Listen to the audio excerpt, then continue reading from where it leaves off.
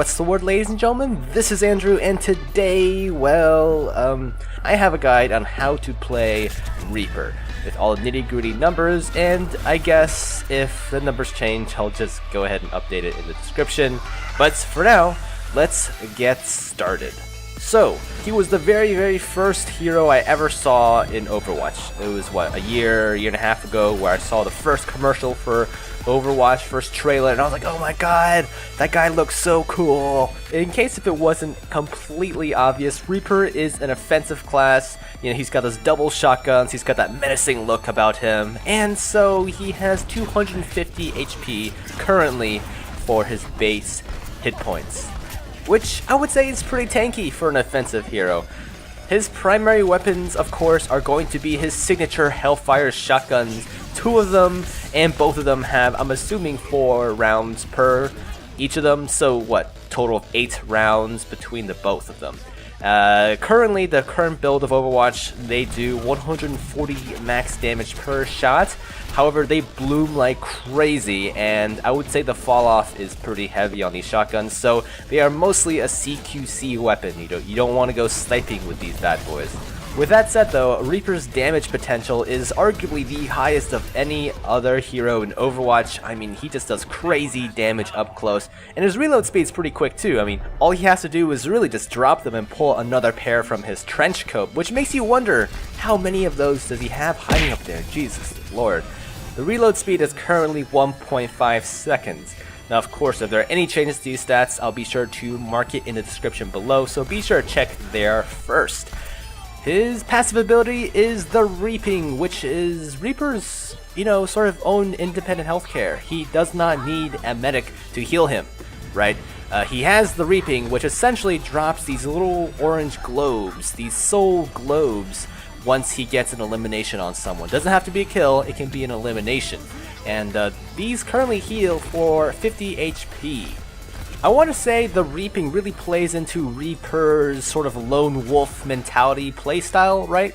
I mean, he's supposed to be behind the enemy lines, picking people off, and the soul globes, I keep thinking snow globes, the soul globes really offer him that sort of next level independence. I mean, they don't heal for that much, but when coupled with the med packs around the map, you are pretty much self-sustaining.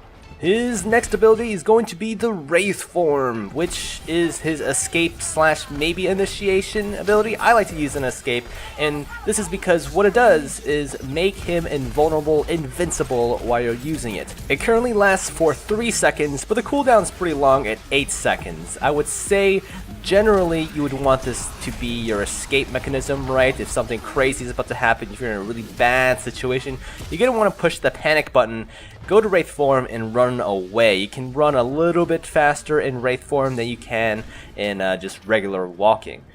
There are times when I use Wraith Form to dodge certain abilities, sort of like when McCree tries to flashbang me, I'll time my Wraith Form just right so he does his combo while I'm invincible, and then when I come out of it, I can basically just rip him to shreds with my Hellfire shotgun. So you can definitely get creative with this ability. Next up, we have Shadow Step, which sounds like a dance move, but what it really is a way for Reaper to teleport from one place to another. Now, when I first heard of this ability, I was like, that sounds so useless. I mean, Tracer can blink everywhere. But after playing Reaper for quite some time, I realized this is the bread and butter ability for Reaper. I mean, this is how he flanks around and kills people so easily. So what it does is allow him to teleport to a place, pretty far away, and there is quite a bit of a cast time. Currently it's 2 seconds. The cooldown is also quite long at 10 seconds. Now, because it has third-person view, I like to scope out my surroundings while I'm casting this, because in third person you do have larger field of view and you can kind of swivel around, so it's a handy way of kind of checking out surroundings while you are teleporting. Now, as awesome as this ability is, I mean, it gives Reaper pretty much free positioning. It does have that long cast time, and it has that animation which kind of glows this bright orange thing. Enemies can really see where you're going to teleport to unless you're being sneaky. So I would definitely not use this ability as like a last minute panic escape, right? It's more of like a setup flanking maneuver. Next up, we have Death Blossom, which is Reaper's ultimate ability. His way of saying F you to a cluster of enemies that aren't looking. And for good reason too, because it does a ton of damage. Damage per second is 200 currently, maximum reaching about 600 max damage because of its 3-second duration.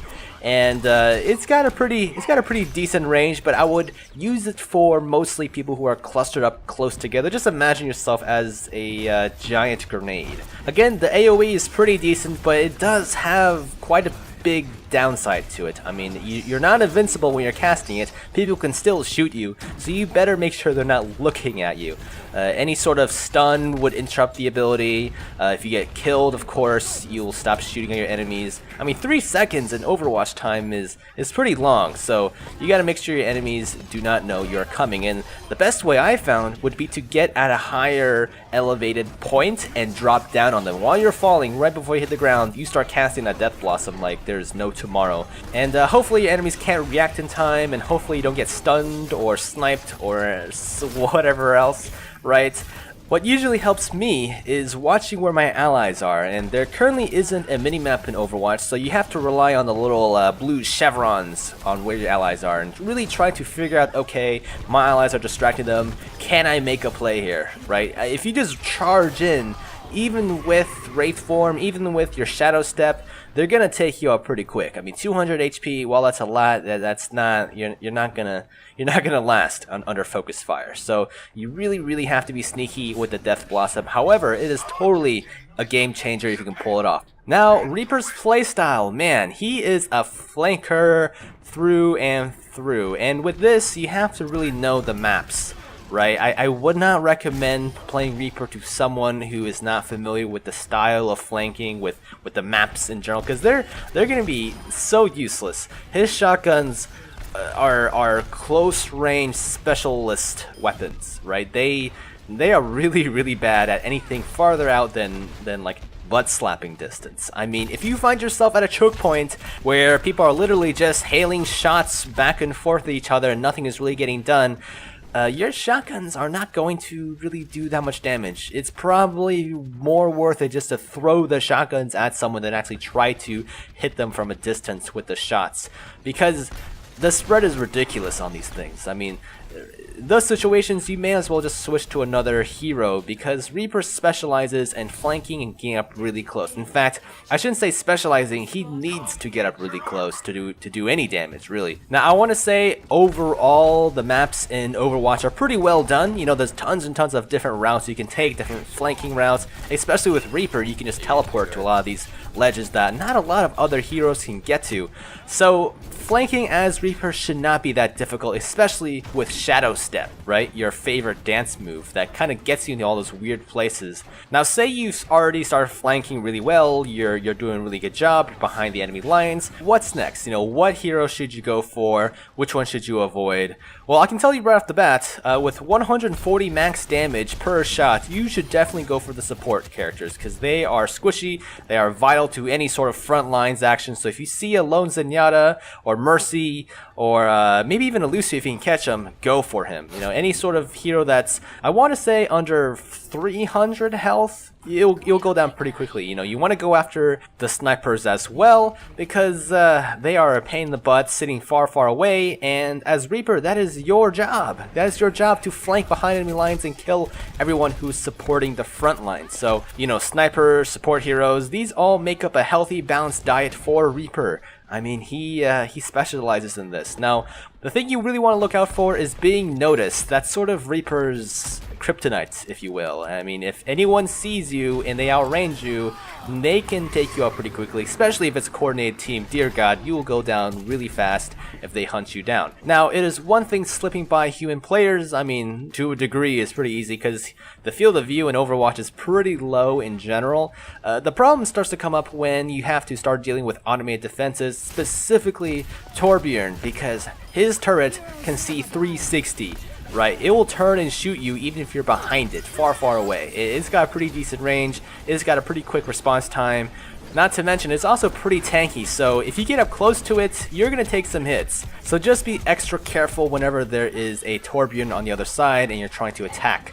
One of Reaper's biggest counters is, of course, Pharah, because she can just basically fly away really quickly away from your shotgun range and just pelt you to death with her rocket launchers, which do quite a bit of damage. I mean, that's what, 120 damage per direct shot? So yeah, if a Pharah starts flying away, your shotguns are not going to do anything. In my opinion, a Reaper's best friend is going to be anyone who is a sniper or has a bit of range on them, right, to complement his short range. I would say Widowmaker is pretty decent. Hanzo, of course, is pretty great. Zenyatta's also not too bad. I mean, his primary attack, at least currently, does not have any sort of damage drop-off, so he can easily take out, you know, bastions for you. He can easily take out Pharah pretty quickly if he has good aim. Turrets are no problem for him because he can charge up his shots. So as much as Reaper is the lone wolf flanker type, he does have his weaknesses. I mean, his range is pretty abysmal and he relies so heavily on getting the flank on enemies. So, I mean, the enemy team, I mean, if they're coordinated, they can definitely shut down a flanking Reaper. So the moral of the story, the point I'm trying to get at, is don't be afraid to switch out from Reaper for another attack class. As powerful as Reaper can be, he definitely has situations that he is better in than others. He's not necessarily an all-rounder type hero. Anyways guys, I hope this guide has been helpful to you in sort of learning how to play Reaper, sort of the basics. I mean, Reaper is pretty straightforward. The numbers here are of course taken during the closed beta, and of course if there are any new numbers, I'll go ahead and update the description with those new numbers. Anyways, if you're new to my channel, be sure to check out the rest of my Overwatch videos. I also do videos for a game called Dirty Bomb, so if you're interested, go check those out. And yeah, if you guys want to see more of these types of videos, let me know down in the comments. And until next time, I'll see you in the next one.